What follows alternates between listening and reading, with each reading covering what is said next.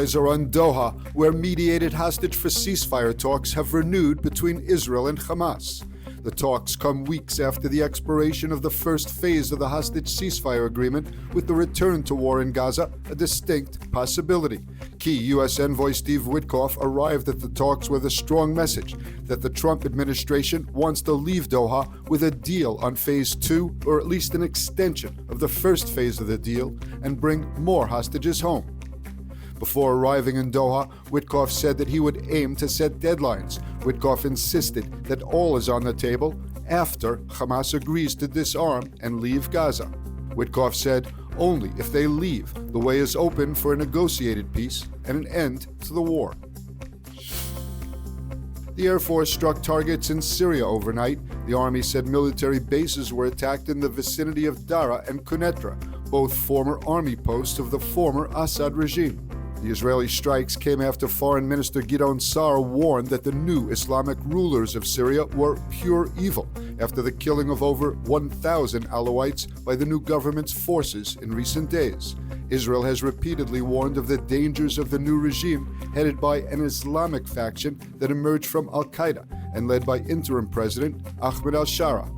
The new IDF Chief of Staff, Eyal Zamir, toured the Israeli-occupied Syrian Hermon. IDF forces moved into the area following the fall of the al-Assad regime in order to prevent the area from being used by radicals as a base for attack against Israel. A U.S. judge has temporarily halted the deportation of Palestinian Columbia University student Mahmoud Khalil, setting a court hearing for today.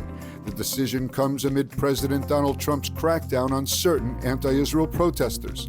Khalil, originally from Syria, is a key figure in Columbia's pro-Palestinian student movement, which sparked campus demonstrations across the U.S. and globally last year. Trump labeled Khalil a radical foreign pro-Hamas student on social media, stating that his arrest is the first of many to come. The Trump administration has not specified any criminal charges against Khalil. However, the president posted that his presence in the U.S. is contrary to national and foreign policy interests. Secretary of State Rubio announced on X that the administration is revoking visas and green cards of Hamas supporters in the U.S. to facilitate deportations. Khalil is currently detained at an ICE facility in Louisiana. Hundreds of protesters gathered in Manhattan to oppose the arrest, with similar demonstrations erupting on the Columbia University campus.